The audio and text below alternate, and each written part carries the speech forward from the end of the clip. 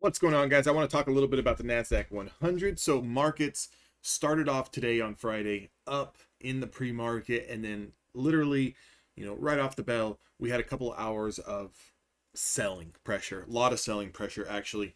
It may feel like the markets are going down and down and down. We need to zoom out. We need to look at the bigger time frame. We're looking at the weekly time frame right now on the NASDAQ 100 futures.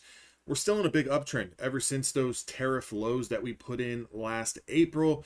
You can see we've been in a little bit of a distribution. Okay, so distribution, another word for consolidation, another word for markets trying to figure out whether we're going to put in another leg higher or this is going to be the start of a little bit of a correction.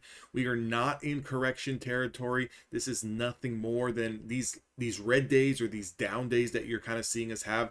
It's nothing more than consolidation. It's nothing more than, healthy pullbacks, but a significant pullback like a buy the dip opportunity would be all the way down at about 22,900, 23,400. So that would be coming down into the 50 EMA, 50 SMA. You can see here this purple line that's on the screen.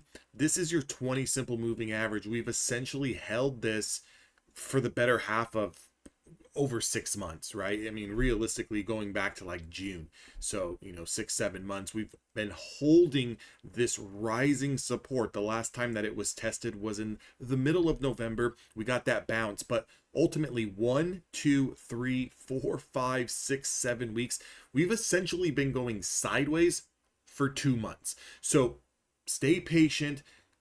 The only advice that I have to give everyone in this type of condition: cut your price targets down smaller, trade less size. We'll come out of this. You're going to be okay. We're going to be okay. If you guys need 80% off discounts for Apex Trader funding evaluations, my link is down below in the description. I'll see all of you guys on the next one.